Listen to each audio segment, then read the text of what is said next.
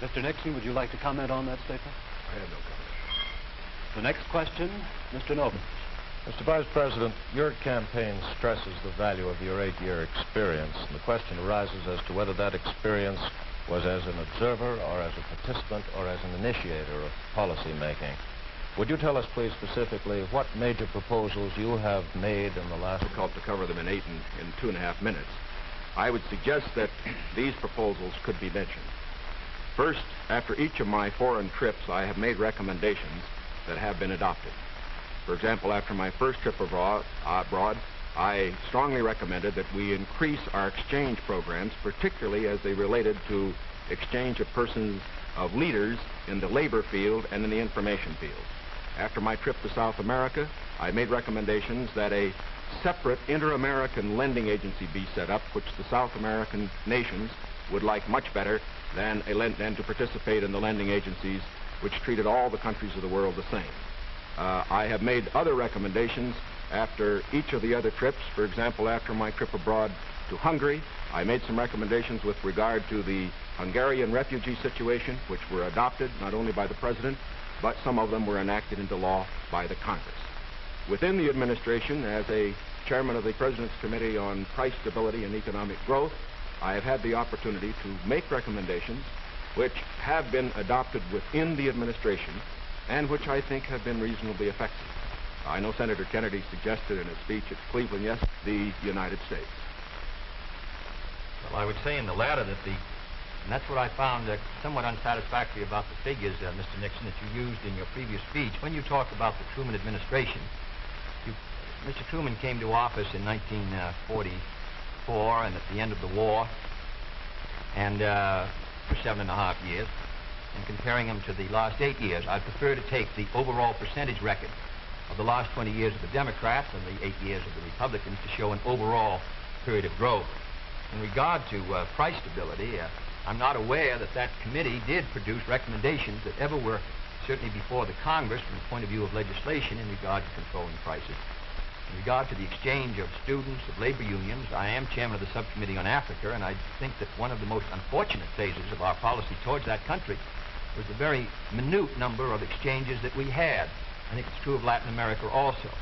We did come forward with a program of students for the Congo of over 300, which was more than the federal government had for all of Africa the previous year. So that I don't think that we have moved, at least in those two areas, with sufficient vigor.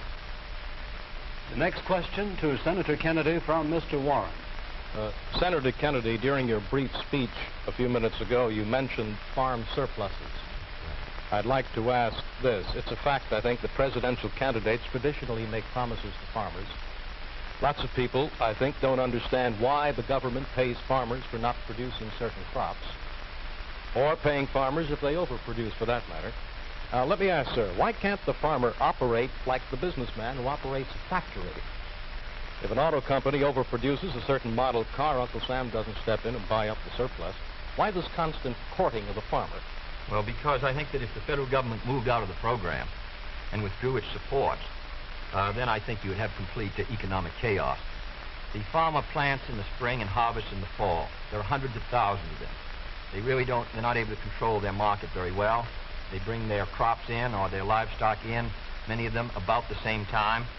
They have only a few purchasers that buy their milk or their hogs, few large companies in many cases, and therefore the farmer is not in a position to bargain very effectively in the marketplace.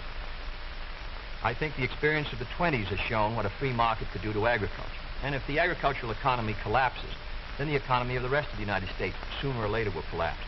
The farmers are the #1 market for the automobile industry of the United States. The automobile industry is the #1 market for steel. So if the farmer's economy continues to decline as sharply as it has in recent years, then I think you would have a recession in the rest of the country. So I think the case for the government intervention is a good one. Secondly, my objection to present farm policy is that there are no effective controls to bring supply and demand into better balance. The dropping of the support price in order to limit production does not work. And we now have the highest surpluses, $9 billion worth.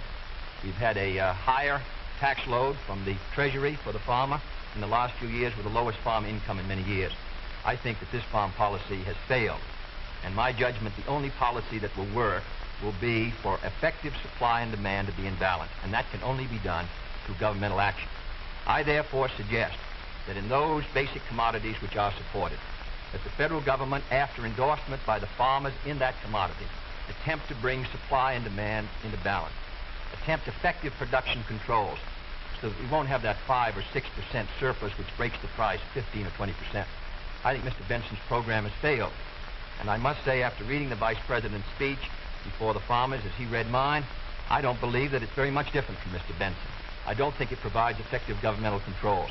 I think the support prices are tied to the average market price of the last 3 years, which was Mr. Benson's theory. I therefore do not believe that this is a sharp enough breach with the past to give us any hope of success for the future. Mr. Nixon, comment? I, of course, disagree with Senator Kennedy insofar as his suggestion as to what should be done on the farm program.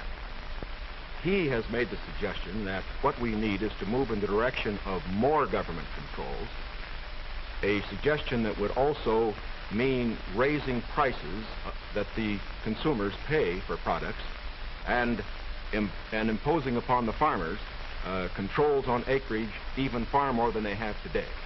I think this is the wrong direction. I don't think this has worked in the past. I do not think it will work in the future. The program that I have advocated is one which departs from the present program that we have in this respect. It recognizes that the government has a responsibility to get the farmer out of the trouble he presently is in because the government got him into it. And that's the fundamental reason why we can't let the farmer go by himself at the present time. The farmer produced these surpluses because the government asked him to through legislation during the war.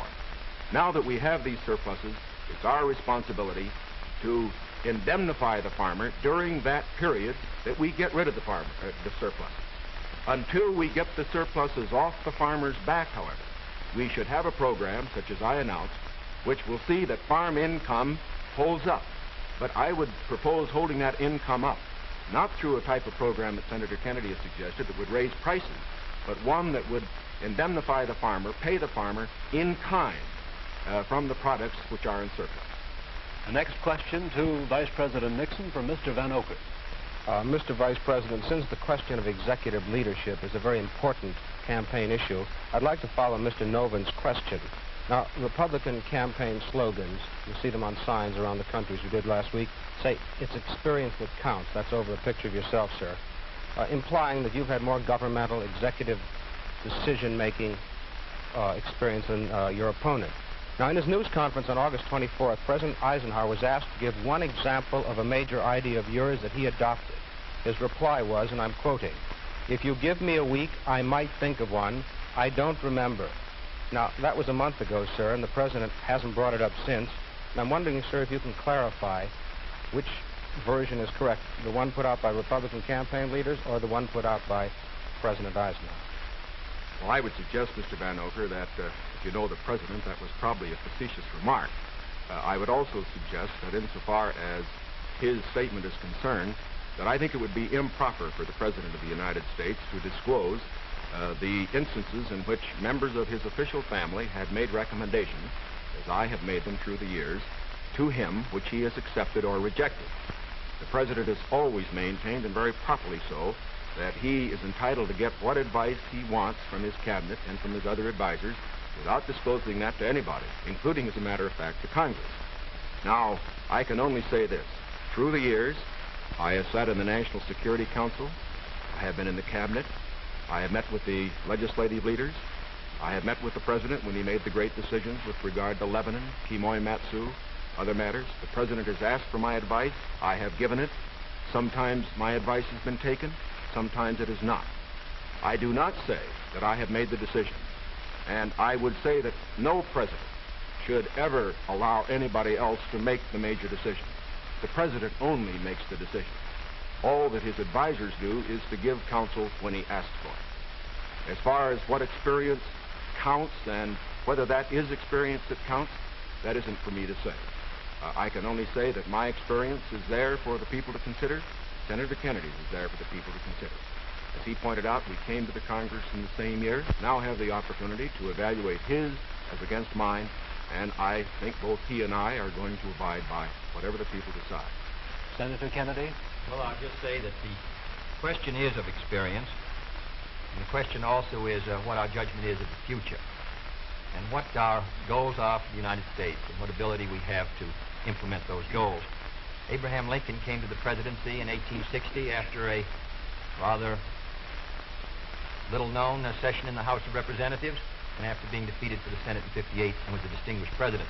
There is no certain road to the presidency. There are no guarantees that if you take one road or another that you will be a successful president. I have been in the Congress for 14 years. I have voted in the last 8 years, and the Vice President was presiding over the Senate, which candidate and which party to meet the problems that the United States is going to face in the 60s. The next question to Senator Kennedy from Mr. Nobles.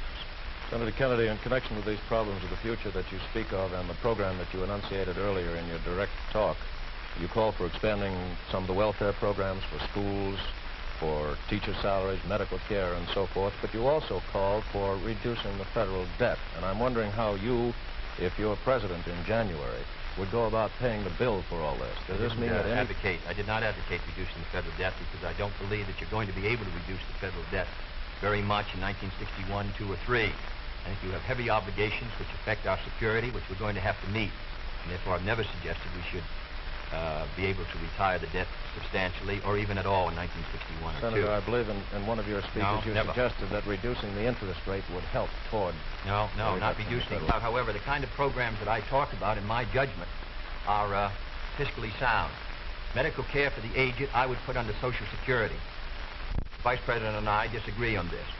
The program, the Nixon or the Nixon-Javits program, would have cost, if fully used, $600 million by the government per year and $600 million by the state. The program which I advocated, which failed by 5 votes in the United States Senate, would have put medical care for the aged in Social Security and would have been paid for through the Social Security system and the Social Security tax. Secondly, I support federal aid to education and federal aid for teachers' salaries. I think that's a good investment. I think we're going to have to do it. And I think to heap the burden further on the property tax, which is already strained in many of our communities, will ensure, in my opinion, that many of our children will not be adequately educated and many of our teachers not adequately compensated. There is no greater return to an economy or to a society than an educational system second to none. On the question of the development of natural resources, I would pay as you go, in the sense that they would be balanced and the power revenues would bring back sufficient money to finance the projects, in the same way as the Tennessee before us all.